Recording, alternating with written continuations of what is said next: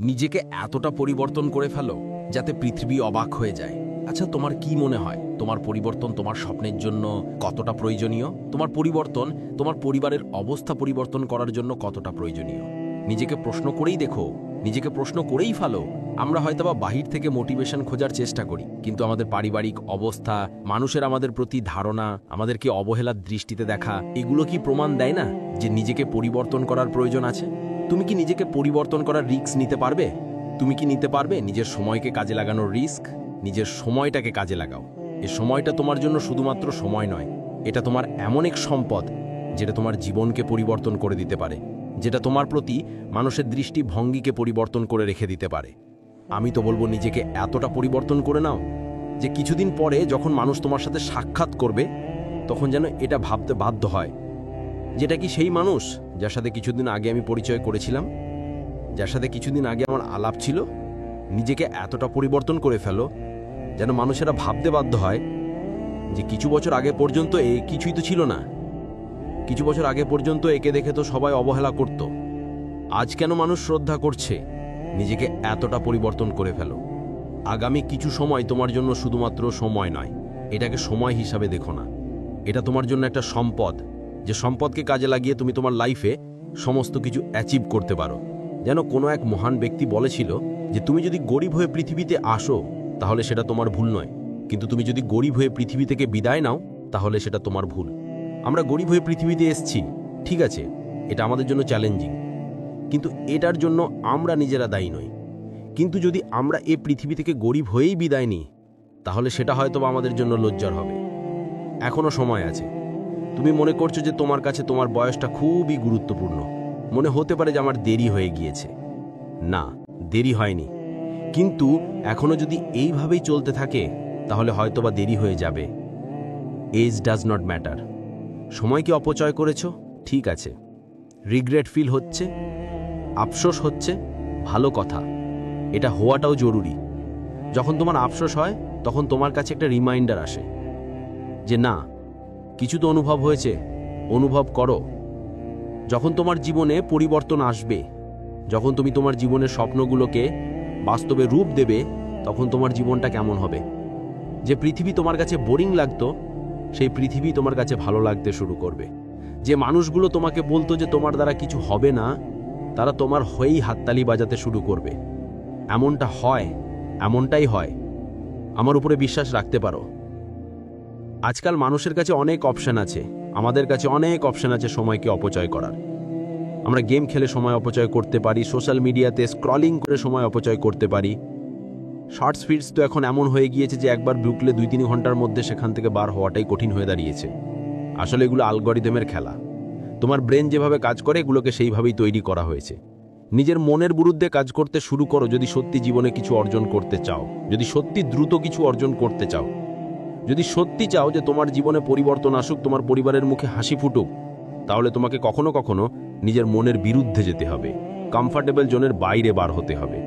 সবাই আরাম চায়, সবাই ঘুমাতে চায়, রিল্যাক্সে থাকতে চায়, সোশ্যাল মিডিয়াতে স্ক্রলিং করে কাটাতে চায়, গেম খেলতে চায়, আনন্দ ফুর্তি করে জীবন কাটাতে চায়। সবাই তো এমন জীবন চায়, কিন্তু এটাই কি জীবন?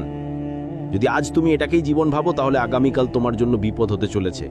দেখো, পরিষ্কার হিসাব, আজকের দিন যদি কঠিন হয় আগামীকাল সহজ হবে।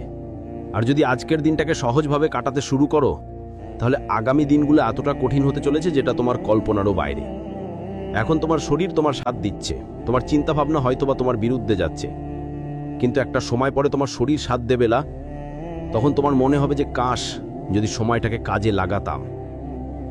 জীবনের সবথেকে বাজে ফিলিংস হচ্ছে যে কাশ যদি নিজেকে পরিবর্তন করতে পারতাম, যদি নিজেকে পরিবর্তন করে ফেলতাম, যদি সময়টাকে কাজে লাগাতাম। এই যদি শব্দটা খুব একটা ভালো শব্দ নয়, আফসোস জিনিসটা খুব একটা ভালো জিনিস নয়। যাতে আগামীতে আফসোস না হয় তেমন কিছু করার চেষ্টা করো। আর আফসোস হবে যদি তুমি তোমার আজকের দিনগুলোকে অপচয় করো, অবহেলার সহিত অতিক্রম করো। লাইফের ডিসিপ্লিন আনাটা জরুরি। যখন তুমি তোমার ডিসিপ্লিন ভঙ্গ করো তখন নিজেকে সাজা দেওয়াটাও জরুরি। নিজের লাইফে একটা ডিসিপ্লিন তৈরি করো, নিজের একটা টার্গেট তৈরি করো। সকালে উঠে আগে ঠিক করো, অথবা রাতে ঘুমাতে যাওয়ার আগে ঠিক করো যে আগামীকাল আমি এই কাজগুলো করব, এবং দিন শেষ হওয়ার আগে সেই টার্গেটকে পূরণ করো। দেখবে ভিতর থেকে একটা শান্তি অনুভব করবে, মনে একটা সাহস জাগবে, যে কনফিডেন্স তোমার জীবন থেকে হারিয়ে যাচ্ছে, মনে হচ্ছে যে আমার দ্বারা কিছু হবে না। তোমার মনে এই কনফিডেন্স আসতে শুরু করবে যে আমি তো পারবো, আরে আমিই তো পারবো, আমি করে দেখাবো, কেন পারবো না? দেখো আজকে টার্গেটটা তো পূরণ হয়েই গিয়েছে।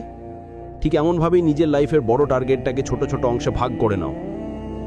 প্রত্যেক দিন তোমাকে লড়াই করতে হবে যদি তুমি চাও যে তোমার প্রতি মানুষের দৃষ্টিভঙ্গি বদলাক, যদি তুমি চাও যে এই বোরিং বিরক্তিকর পৃথিবী তোমার কাছে সুন্দর মনে হোক, তাহলে নিজেকে পরিবর্তন করতেই হবে, পরিবর্তন হতেই হবে।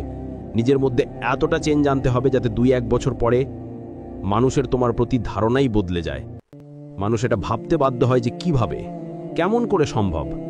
আর এমনটাই হবে যদি সত্যি তুমি নিজের উপরে কাজ করো, যদি সত্যি নিজেকে বোঝো, নিজেকে চেনো, নিজের পিছনে সময় ব্যয় করো।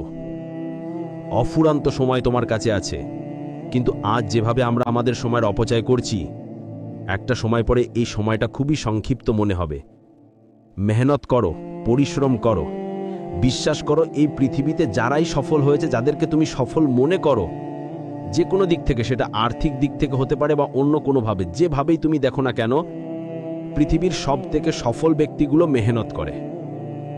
তারা জানে মেহনতের কোনো বিকল্প হয় না। হ্যাঁ, তারা স্মার্টলি কাজ করে, তারা জানে যে মেহনতই সফলতার একমাত্র কারণ নয়, কিন্তু সফলতা পাওয়ার জন্য মেহনত করাটা জরুরি। তুমি হয়তোবা বলতে পারো যে পরিশ্রম তো সবাই করছে, একজন চাষিও তো পরিশ্রম করে, একজন দিনমজুরও তো আমার থেকে বেশি পরিশ্রম করে, তাহলে কিভাবে আমি সফলতা পাবো?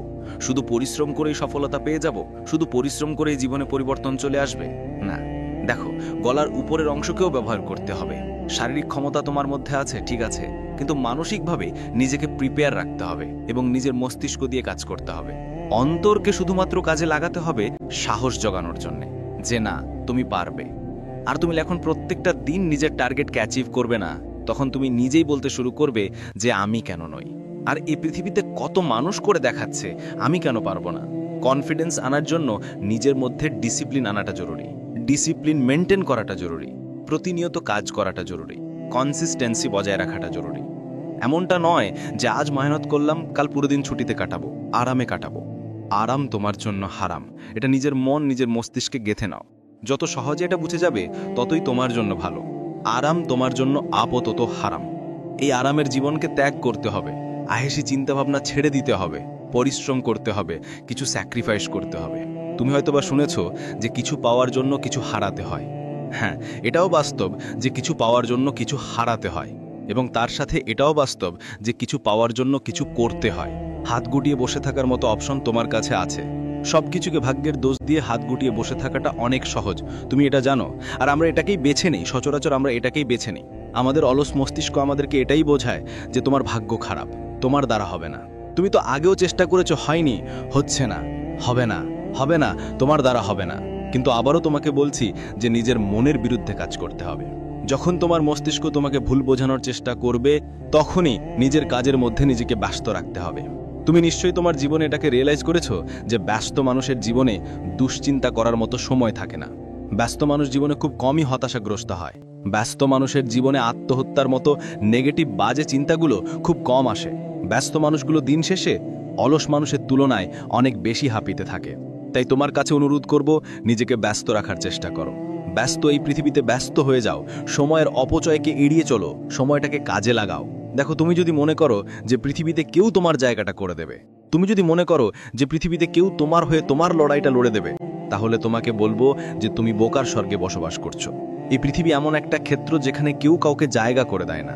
তোমাকে কেউ তোমার জায়গাটা করে দেবে না, তোমাকে কেউ তোমার জায়গাটা করে দেবে না। তোমার লড়াইটা তোমাকেই লড়তে হবে। কেউ তোমার হয়ে তোমার লড়াইটা লড়বে না। কেন এটা বোঝার চেষ্টা করো না? তোমার নিজের জন্যে, নিজের পরিবারের জন্যে, নিজের আপন মানুষগুলোর জন্যে, নিজের ভালোবাসার মানুষগুলোর জন্যে, নিজের বাবা মায়ের জন্যে এতটা পরিবর্তন করতে হবে যেমনটা তোমার সম্পূর্ণ বংশের কেউ করেনি।